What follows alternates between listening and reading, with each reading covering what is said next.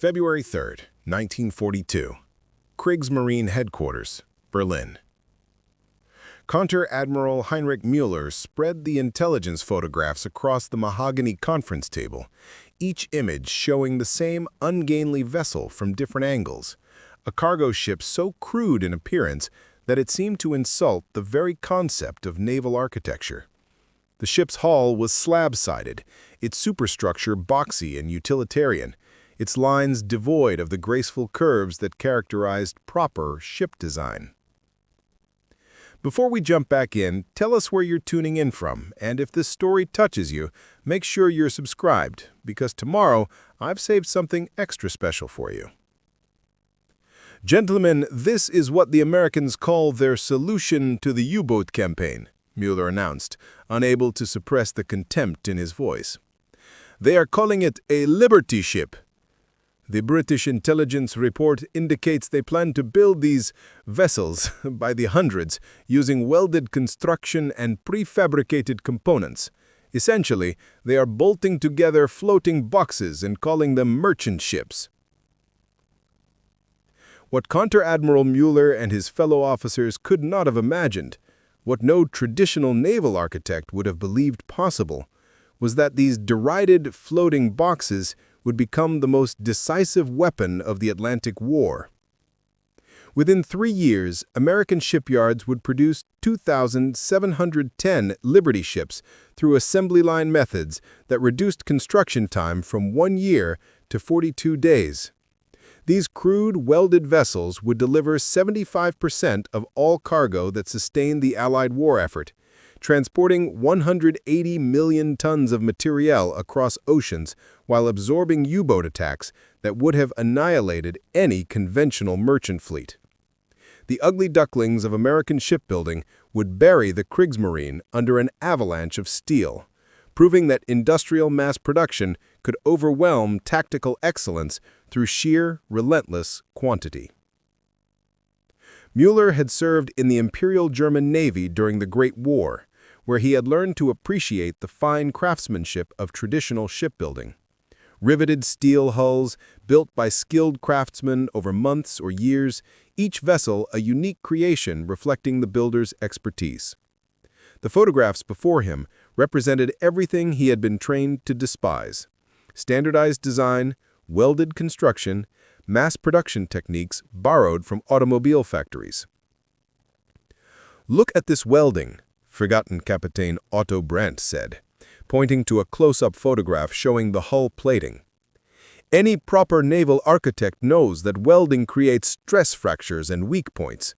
These ships will break apart in Atlantic storms. The Americans are so desperate they are building ships that will sink themselves without our help." Preparing and narrating this story took us a lot of time, so if you are enjoying it, like this video. It means a lot to us. Now back to the story. Admiral Karl Dönitz, commander of the U-boat force, studied the photographs with professional interest. Unlike his colleagues who dismissed the Liberty ships as engineering failures, Dönitz recognized something more troubling in the images: the implications of mass production. "How many of these ships do the Americans plan to build?" Dönitz asked quietly.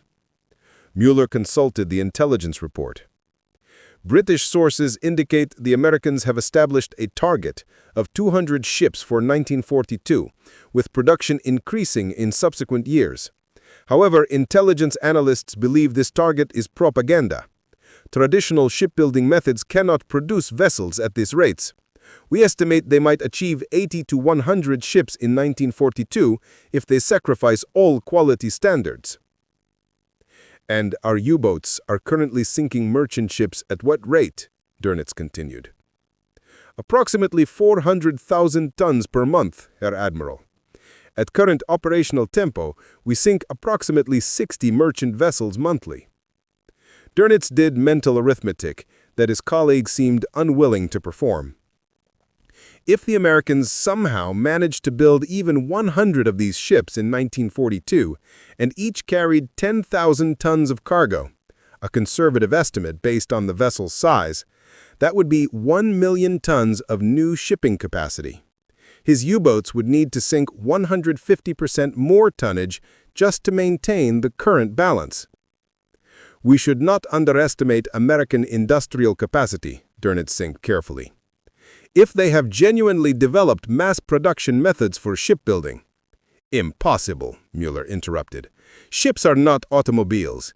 Each vessel must be custom-built to account for unique stresses, different cargo requirements, varying operational conditions. Standardization works for simple manufactured goods. It cannot work for complex vessels operating in the harshest environment on Earth. The room murmured agreement. These were professionals who had spent careers mastering the complexities of naval architecture. The idea that ships could be mass-produced like cars or rifles seemed to violate fundamental principles of their profession. What none of them understood, what they would discover to their horror over the next 3 years, was that the Americans had not merely improved traditional shipbuilding, they had reinvented it entirely. To understand why the Americans developed the Liberty ship, one must understand the catastrophic losses Britain suffered in 1940–1941. German U-boats were destroying merchant shipping faster than British shipyards could replace it, a mathematical progression leading inevitably to starvation and defeat. The statistics were nightmarish. In 1941 alone, U-boats and German surface raiders sank 1,299 Allied merchant ships, totaling 4.3 million gross registered tons. British shipyards, working at maximum capacity, managed to build 1.2 million tons of replacement shipping. The deficit, 3.1 million tons, represented Britain's slow strangulation. Captain James Thornton, British Ministry of War Transport, articulated the crisis in a February 1941 memorandum to Churchill. At current loss rates, Britain's merchant fleet will be inadequate to maintain imports within 18 months. We are losing cargo capacity 3.5 times faster than we can replace it. Unless this equation changes dramatically, we face two choices: negotiate peace terms with Germany or starve. Our shipyards cannot increase production significantly. We are already operating at maximum capacity. Building a 10,000-ton merchant ship requires 12 to 18 months using traditional methods. Even if we doubled our shipyard workforce, which we cannot do to manpower constraints, we could not close the tonnage gap. The only mathematical solution is American production. The United States possesses shipbuilding capacity we lack and industrial methods we have never attempted.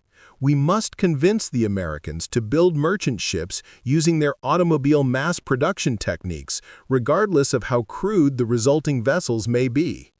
Crude ships that float are preferable to perfect ships that don't exist. The British approached American shipbuilders with specifications for a simple, standardized cargo vessel based on a British tramp steamer from the 1930s. The design was deliberately conservative. A coal-fired steam engine, coal-fired because it was simpler than oil-fired systems, conventional triple-expansion steam engine, older technology but reliable, and slab-sided hull, easier to fabricate than curved plates. We need floating trucks, not elegant yachts, the British specification document stated bluntly. Speed, beauty, and sophistication are luxuries we cannot afford. We need cargo capacity, structural integrity sufficient to survive one Atlantic crossing, and above all, we need them by the hundreds immediately. American industrialist Henry Kaiser, who had never built a ship before 1941, recognized something that traditional shipbuilders could not see.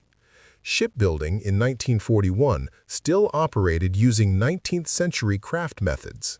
Kaiser believed these methods could be revolutionized using techniques from automobile and construction industries.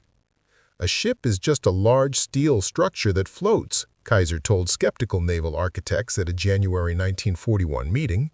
"We build steel bridges, steel buildings, steel dams. The principles are identical. Fabricate components in controlled factory conditions, transport them to assembly site, join them together. We can build ships the way we build everything else, through mass production and standardization." Traditional shipbuilders reacted with professional outrage. William Francis Gibbs, America's most respected naval architect, dismissed Kaiser as an engineer who understands construction but knows nothing of the sea. The objections were technically sound. Ships experienced stresses that buildings never encountered. Waves created flexing forces along the entire hull. Temperature variations from tropical heat to Arctic cold caused metal expansion and contraction. Saltwater corrosion attacked welded joints aggressively. Kaiser's response was pragmatic rather than technical. Your objections are valid for ships that must last 20 years. We're building ships that must survive 18 months, long enough to make 3 Atlantic crossings. If they rust apart after that, we'll build more. We're not competing with traditional shipbuilding, we're replacing it with industrial production. The technical innovations Kaiser and his team developed would transform not just wartime shipbuilding, but the entire global shipping industry. Welding instead of riveting. Traditional ships were riveted, steel plates held together by hundreds of thousands of steel rivets, each driven into place by skilled riveters. This process was slow, labor-intensive, and required extensive training. Kaiser's ships would be welded, steel plates fused together using electric arc welding. Welding was faster, required less skill, and created joints as strong as the base metal. Prefabrication. Traditional ships were built from the keel up, with each component fabricated and installed in sequence at the shipyard. Liberty ships would be built from prefabricated sections, entire hull sections, complete deck houses, boiler rooms, cargo holds, fabricated in factories miles from the shipyard, then transported to assembly sites and welded together. Workers who had never seen a ship could fabricate components in controlled factory conditions. Standardization. Every Liberty ship would be identical, same dimensions, 441 feet long, 57 feet wide, same engines, 2,500 horsepower triple expansion steam, same cargo capacity, 10,800 deadweight tons, same everything. This standardization meant parts were interchangeable, training was universal, and production could be distributed across multiple shipyards simultaneously. Assembly line methods. Rather than building one ship at a time, Liberty shipyards would maintain multiple construction ways simultaneously with ships at different completion stages. Components would flow to assembly points in precisely timed sequences, just like automobiles moving down Ford's assembly lines. The first Liberty ship, SS Patrick Henry, was launched on September 27, 1941, after 244 days of construction. Faster than traditional methods, but still far from mass production speeds. Admiral Emory Land, chairman of the U.S. Maritime Commission, spoke at the launch ceremony with words that seemed wildly optimistic. "These ships will be built in enormous quantities. I confidently predict we will produce them at rates that will seem impossible to our enemies. By 1943, I expect we will launch 1 Liberty ship per day. The shipyards will operate like automobile factories, producing standardized vessels as easily as Detroit produces cars." German naval intelligence officers, reading Land's speech and translation, laughed. 1 ship per day? Impossible. It took German shipyards 3 months to build a U-boat, even using priority allocation of resources and skilled workers. The Americans were engaging in propaganda bluster. The first Liberty ships to cross the Atlantic in early 1942 seemed to confirm every German prejudice about American shipbuilding inadequacy. Several suffered catastrophic structural failures, hull cracks that opened suddenly, causing ships to break apart and sink within minutes. The SS John P. Gaines broke in half off Cape Hatteras on November 24, 1943, killing 10 crew members. The SS SO Manhattan developed a crack 25 feet long across her main deck in January 1943. The SS Schenectady broke completely in two while at dock in Portland, Oregon. Not even at sea, just tied to a pier in calm conditions. U-boat commanders reported gleefully on the new American ships. Kapitänleutnant Werner Hartmann, commander of U-198, transmitted after sinking the Liberty ship SS Harry Luckenbach on February 7, 1943. Encountered American Liberty-class freighter. Single torpedo amidships resulted in catastrophic structural failure. Ship broke into 3 sections and sank in under 2 minutes. These American ships are poorly constructed death traps. Their welded hulls cannot withstand torpedo damage. Traditional riveted construction allows localized damage, but welded ships propagate cracks across entire structure. The Americans are providing us with easy targets. German naval architects studied photographs of broken Liberty ships and published technical analyses explaining why welded construction was fundamentally inferior. The analyses were correct in their technical assessment.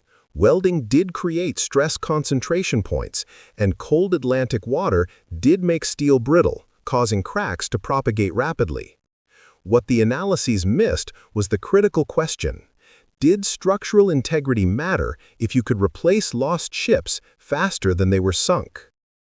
Fregattenkapitän Klaus Werner, naval architecture specialist at Kriegsmarine Headquarters, published a comprehensive technical assessment in March 1943.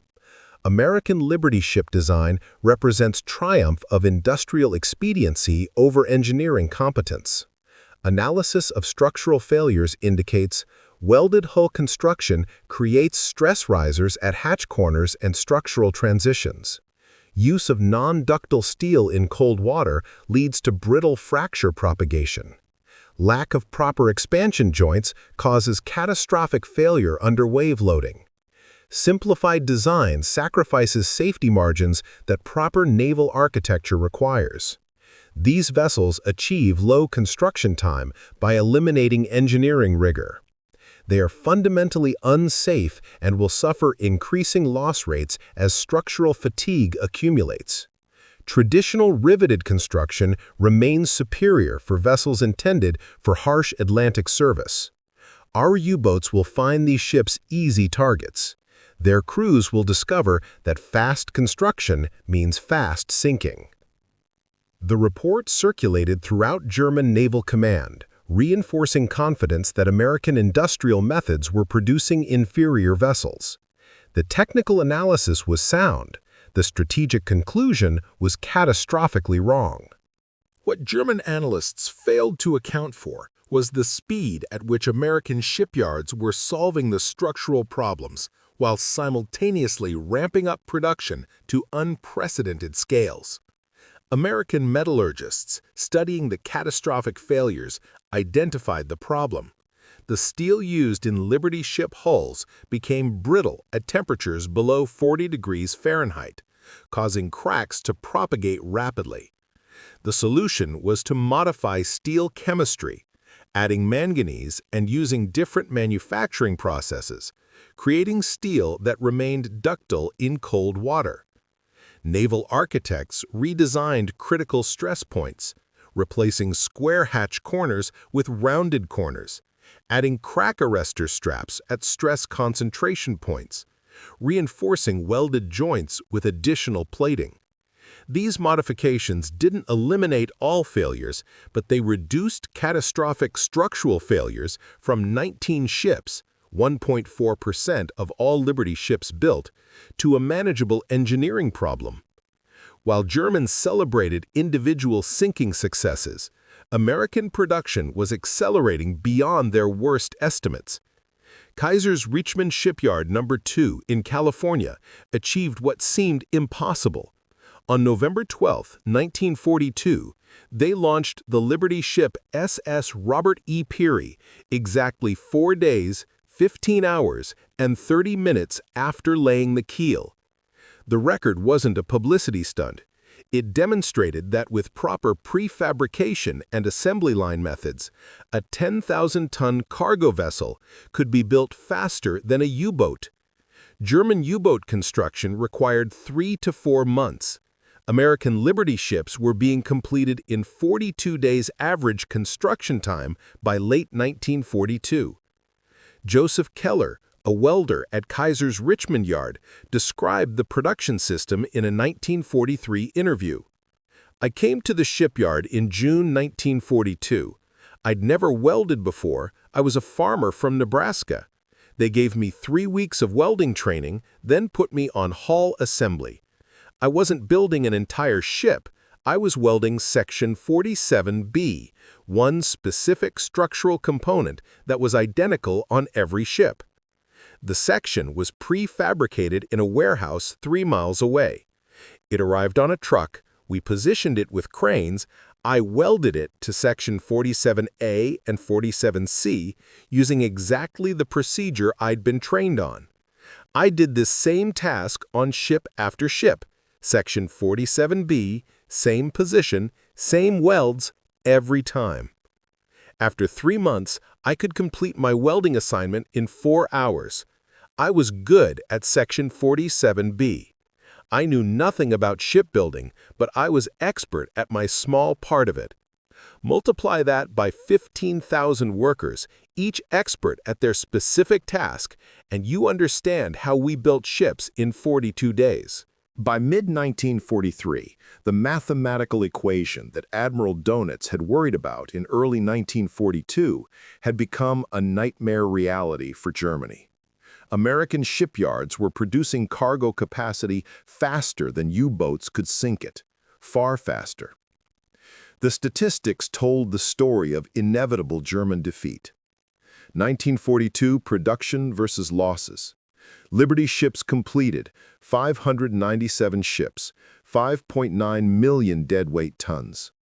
All Allied merchant ships sunk by U-boats, 1,664 ships, 7.8 million gross registered tons. Net change, minus 1.9 million tons. Germany still winning the tonnage war. 1943, production versus losses. Liberty ships completed, 1,484 ships, 14.8 million deadweight tons. All Allied merchant ships sunk by U-boats, 463 ships, 2.8 million gross registered tons. Net change, plus 12 million tons. America winning decisively. The reversal was total. In 1942, U-boats had been sinking ships faster than they could be built. In 1943, American shipyards were building ships 5 times faster than U-boats could sink them. By 1944, the ratio would reach 10-to-1.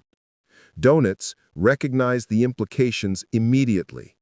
In a May 1943 memorandum to Hitler, he articulated the crisis. The American shipbuilding program has achieved what we believed impossible: industrial mass production of ocean-going merchant vessels. Our intelligence estimates from 1942 predicted maximum American production of 3 to 4 million tons annually. Actual 1943 production will exceed 15 million tons. Our U-boats are achieving tactical successes. We are sinking Allied ships in significant numbers. But these tactical successes are strategically irrelevant. The Americans are building cargo capacity faster than we can destroy it. We face the same equation Britain faced in 1941, but reversed. Our success rate is insufficient to match enemy production. Mathematical projection indicates that by end of 1944, Allied merchant fleet capacity will exceed 1941 levels despite 3 years of U-boat operations. We are losing the tonnage war not through tactical failure, but through industrial defeat. While German High Command debated statistics, the men who sailed Liberty ships were experiencing the brutal reality of the tonnage war. Liberty ships might be produced rapidly, but they still had to cross the Atlantic through U-boat hunting grounds. Of the 2,710 Liberty ships built, 200 were sunk by enemy action, a 7.4% loss rate that represented 3,000-plus merchant sailors killed or missing. The men who crewed these ugly ducklings knew their ship's vulnerabilities, but sailed anyway, knowing that Allied victory depended on cargo delivered. Thomas Brennan, able seaman on SS Jeremiah O'Brien, one of only 2 operational Liberty ships still afloat today, described his first Atlantic crossing in March 1943. We left New York with holds full of ammunition, tanks, trucks, everything an army needs. The captain assembled all hands first day out and was honest. This ship was built in 46 days. It will probably survive 1 or 2 Atlantic crossings before something breaks. We're going to England through the most dangerous waters on Earth. Your chance of getting torpedoed is about 1 in 10. If that happens, this ship will sink fast because it's welded, not riveted. You have maybe 3 minutes to abandon ship. That was the speech. Then he said, but understand this. We're carrying enough equipment to supply an entire infantry battalion. Without this cargo, those soldiers don't fight. Without ships like ours making crossings every day, Britain starves and the war is lost. We're as essential to victory as any soldier on the front line. 27 days later, we unloaded in Liverpool. Ship was still floating. We'd survived. 30 days after that, same ship, different cargo, back across the Atlantic. Somewhere in the middle of that voyage, I stopped thinking of our ship as crude or ugly. It was the vessel that got us there and got us home. That's all that mattered. The Liberty ship crews developed fierce pride in their ungainly vessels. The ships might lack the elegance of traditional cargo vessels, but they possessed something more important. They worked.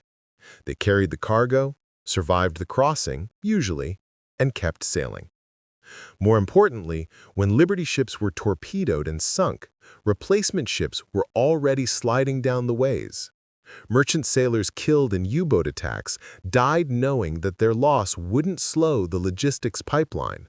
More ships, more cargo, more crossings, until Allied armies could be supplied to defeat Germany. This was industrial warfare reduced to its purest form. Production capacity defeating tactical excellence through relentless, grinding attrition. Germany could sink individual Liberty ships, but couldn't sink American shipyards. And shipyards, not ships, were winning the Atlantic War. By 1943, American shipyards had transformed Liberty ship construction into a precisely choreographed industrial ballet that operated at scales German planners considered physically impossible.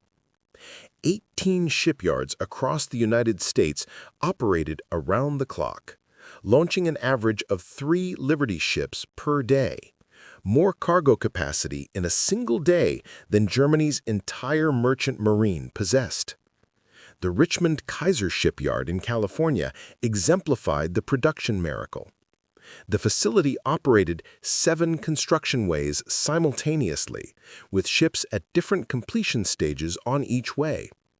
Every component, from the massive boiler to the smallest valve, arrived at the construction site prefabricated and ready for installation, following a schedule precise to the hour. Margaret Wilson, a Rosie the Riveter who worked as a welder at Richmond Yard from 1942 to 1945, described the systematic efficiency. Monday morning, 0600 hours, a flatbed truck arrived carrying hull section 12C for ship number 447. Crane operators, most of them women, positioned the section within 5 minutes. My welding team had 15 assigned weld points on that section. We completed them in 90 minutes. By 900 hours, the next section arrived. The truck that delivered our section had already picked up the next prefab component from the factory. Everything was timed. Material arrived exactly when needed, not early, blocking workspace, not late, delaying assembly. We had charts showing which ship component needed which weld pattern. A welder trained on bow sections couldn't necessarily weld stern sections, different stress points, different procedures, but you became expert at your specific assignment. Within 6 weeks, we could assemble hull structure for an entire Liberty ship. Prefabricated deck houses, engine rooms, cargo holds, they arrived complete. We didn't build ships. We assembled them from components built by workers who never saw the ocean. The production statistics defied traditional shipbuilding assumptions. Average Liberty ship construction time by year. 1941, 244 days, SS Patrick Henry, first ship. 1942, 105 days average. 1943, 42 days average. 1944, 39 days average. Record, 4 days, 15.5 hours, SS Robert E. Peary, November 1942. Annual production totals: 1941, 14 ships. 1942, 597 ships. 1943, 1,484 ships. 1944, 820 ships. 1945, 195 ships before production ended. Total, 2,710 Liberty ships in less than 4 years. To put this in perspective, American shipyards built more Liberty ships in 1943 alone than Germany built submarines during the entire war. The United States was producing cargo capacity equivalent to Germany's entire pre-war merchant marine every 3 months. German naval intelligence, tracking American production through various sources, initially refused to believe the numbers. Fregattenkapitän Wilhelm Schneider, responsible for Allied shipbuilding estimates, submitted a frustrated report in August 1943. Intelligence sources report American Liberty ship production exceeding 100 vessels monthly. This figure cannot be accurate. It represents physical impossibility. Traditional shipbuilding methods cannot achieve these rates. However, multiple independent sources confirm these figures. Photographic reconnaissance of American shipyards shows construction activity consistent with mass production. Prisoner interrogations confirm American workers' claims of 40-day construction times. If these reports are accurate, and mounting evidence suggests they are, then we face strategic situation far worse than previously assessed. American shipbuilding capacity exceeds our most pessimistic projections by a factor of 3. We cannot sink cargo capacity faster than they create it. Admiral Donitz, reading Schneider's report, understood the implications immediately. The U-boat campaign had been predicated on achieving a sinking rate that exceeded Allied replacement capacity. If Americans could build 5 ships for every one sunk, the strategic equation became impossible. Germany was losing a race where the finish line kept moving farther away. While production statistics told one story, the operational performance of Liberty ships under combat conditions told another, one that contradicted every German prediction about welded construction inadequacy. The SS Stephen Hopkins provided the most dramatic example. On September 27, 1942, the Liberty ship encountered 2 German surface raiders, the auxiliary cruiser Stier and the blockade runner Tonnenfels, in the South Atlantic. By all conventional naval logic, a lightly armed merchant ship facing 2 warships should surrender immediately. Instead, Hopkins fought back. Using her single stern-mounted 4-inch gun and machine guns, the Liberty ship engaged both German vessels in a running battle lasting 30 minutes. The Hopkins scored multiple hits on Stier, starting fires that would eventually force the German crew to scuttle their ship. The Hopkins herself was severely damaged, eventually sinking, but she had destroyed a German warship before going down. Captain Paul Buck, commanding Hopkins, was killed during the engagement. His final log entry, recovered when debris washed ashore months later, read, "Have engaged enemy vessels. Ship is burning. Crew abandoning. But the bastards are burning worse than we are. Liberty ship isn't pretty, but she fights." The Stephen Hopkins became the only American merchant ship to sink a German surface warship during the entire war. A Liberty ship, dismissed by German naval architects as crude and poorly built, had fought and destroyed a purpose-built commerce raider. The incident sent shockwaves through the Kriegsmarine. Korvettenkapitän Horst Gerlach, who debriefed survivors from Stier, filed a disturbing report. Stier was destroyed by a cargo ship, not a warship, a merchantman carrying freight. The American Liberty-class vessel sustained heavy damage but continued fighting until her ammunition was exhausted. She did not surrender despite being outgunned and outmatched. More concerning, the Liberty ship's welded construction absorbed extensive shell damage without catastrophic failure. We fired 35 rounds of 150mm high-explosive shells into her hull. A riveted ship would have leaked through 1,000 holes. The welded ship maintained structural integrity until fire reached her magazines. The American merchant marine is not following conventional maritime warfare doctrine. They are treating cargo ships as expendable weapons platforms that fight until destroyed. Combined with their production capacity, this creates a merchant fleet that functions as auxiliary naval force. Beyond individual heroic actions, Liberty ships demonstrated remarkable operational durability.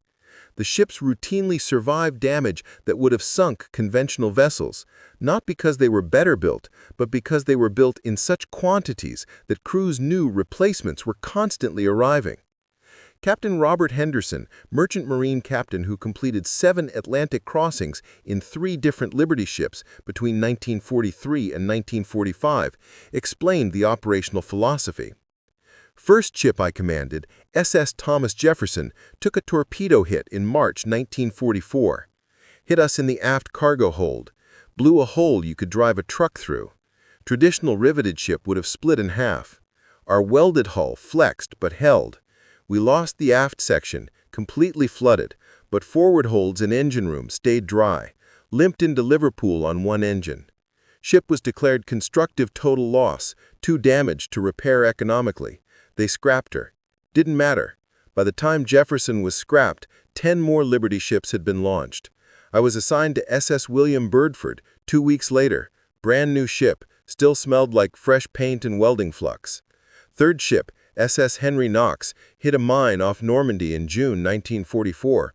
Blew the bow completely off, just gone like scissors cutting paper. The collision bulkhead held. We stayed afloat, backed all the way to England stern first.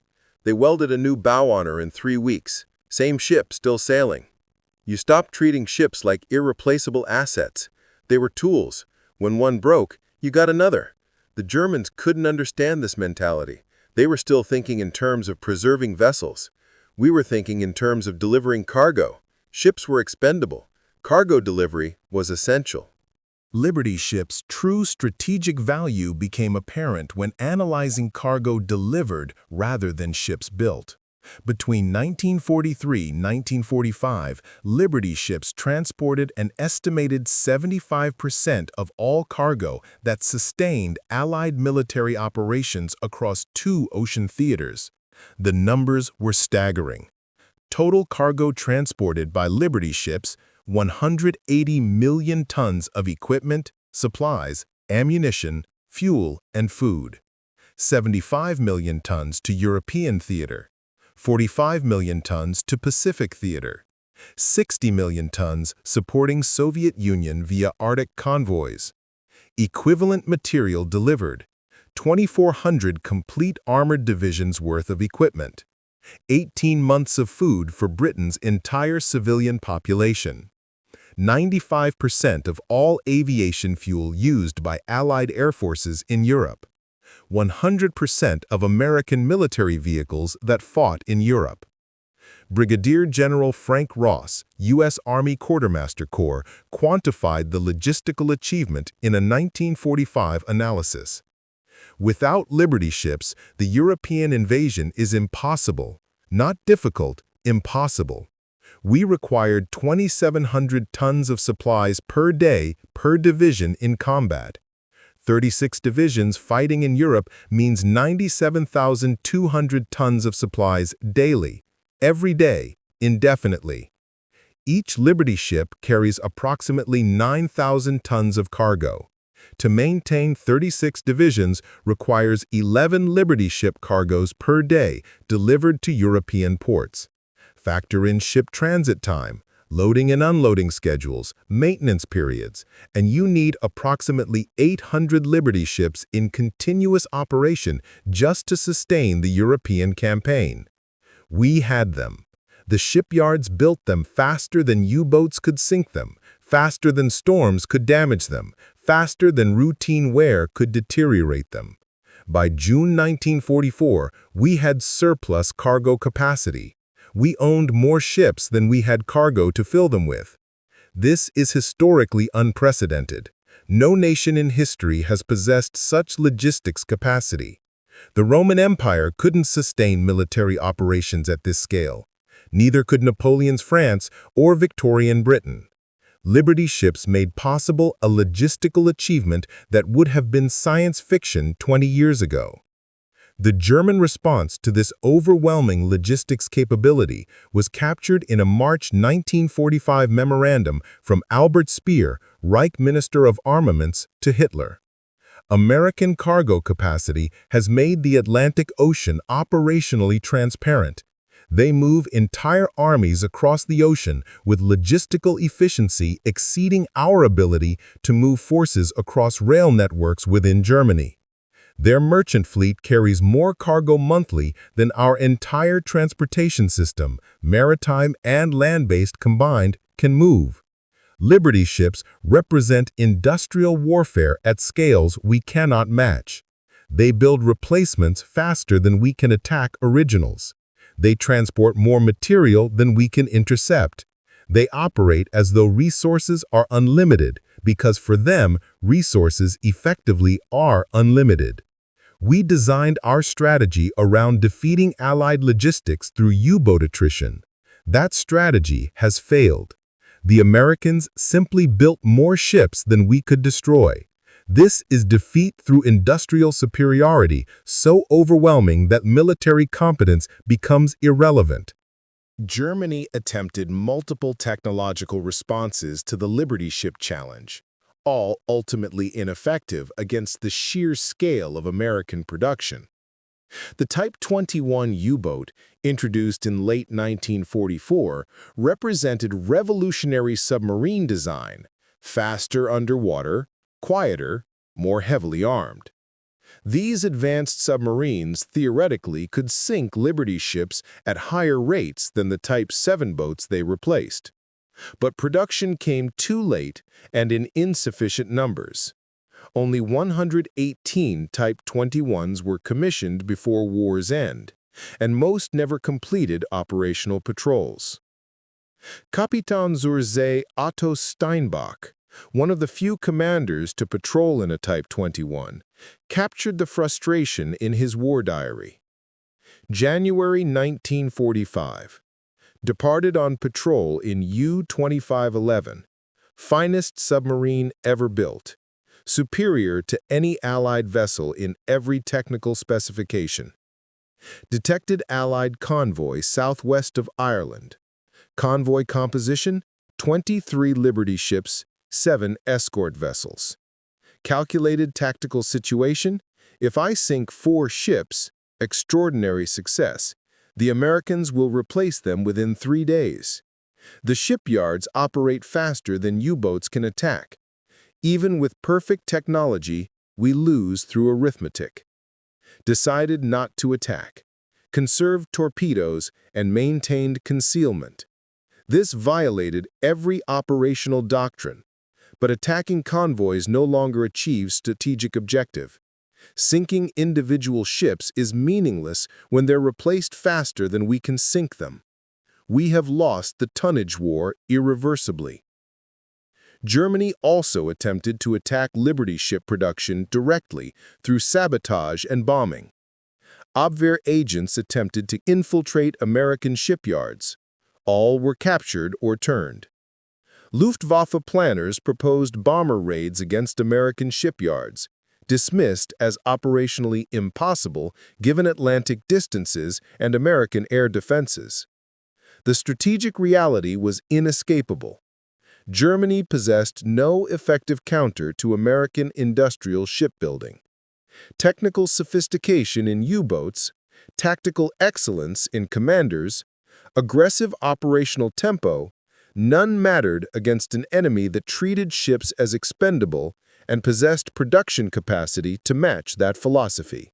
By early 1945, the same German naval officers who had mocked Liberty ships in 1942 were writing privately about the psychological impact of facing an enemy with effectively unlimited production.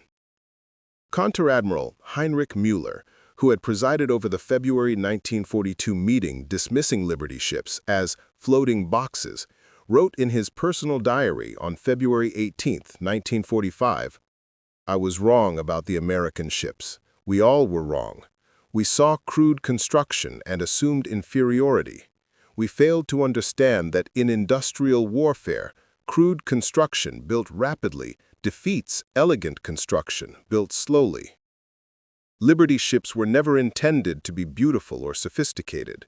They were designed to be numerous.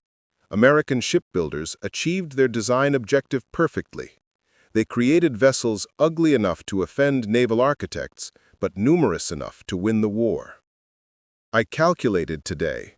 American Liberty ship production has added 27 million deadweight tons to Allied cargo capacity since 1942. This exceeds the combined merchant fleets of Germany, Italy, and Japan at the war's beginning. They built a larger merchant fleet than our entire alliance possessed in 3 years. We mocked them.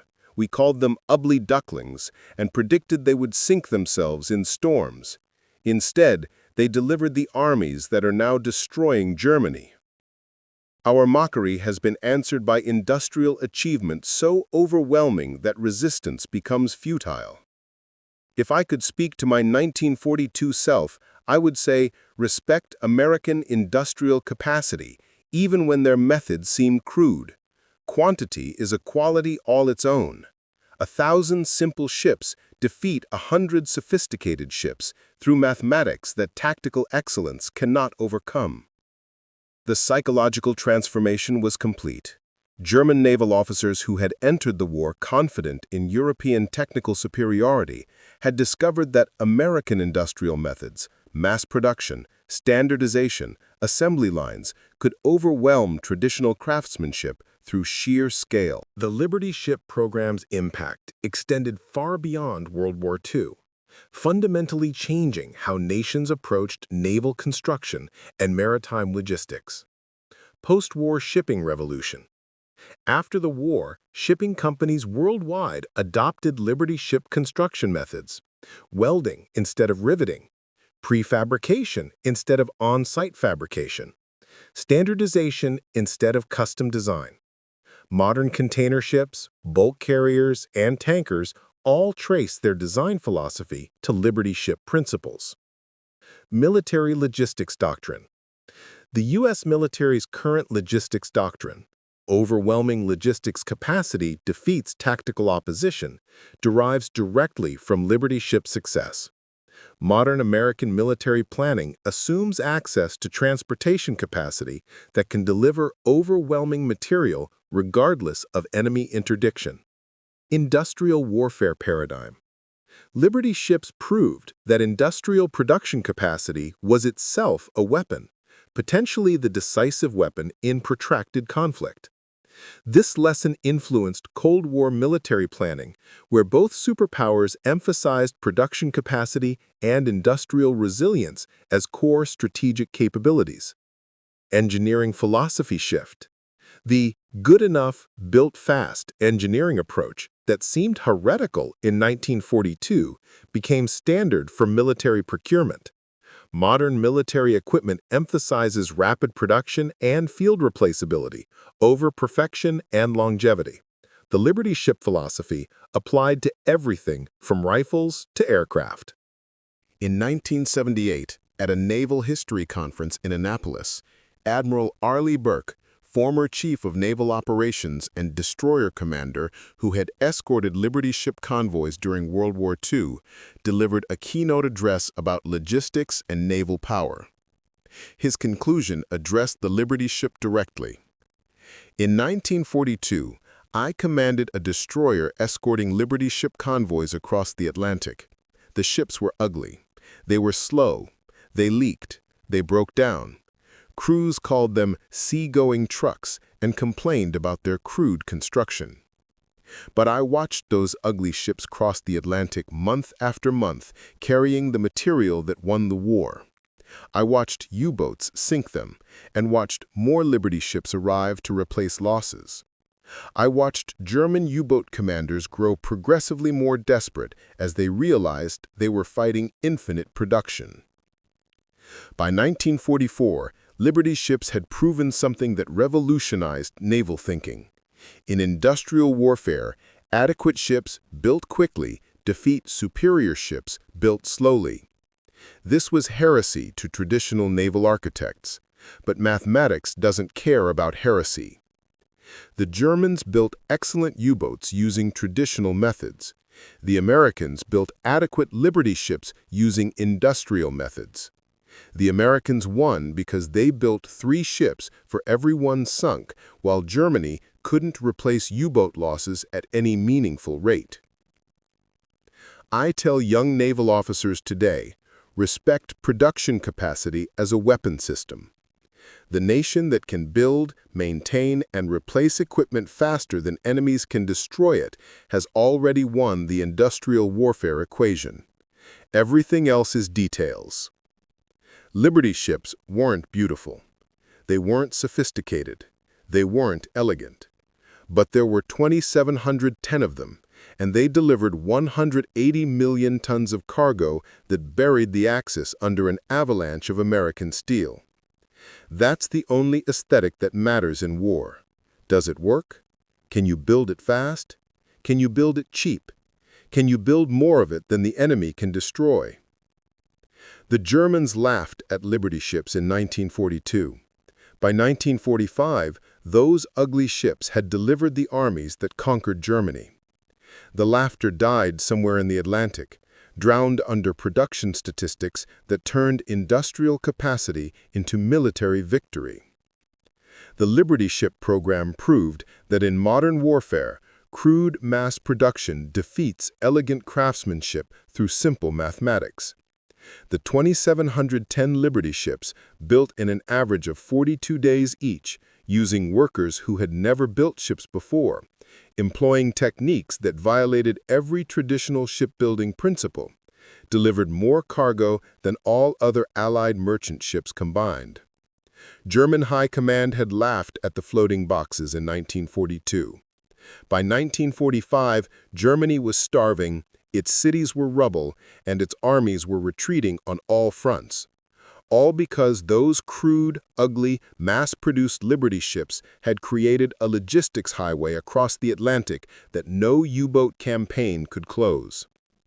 The ugly ducklings had delivered victory through sheer, unstoppable numbers, and in doing so, they had changed warfare forever.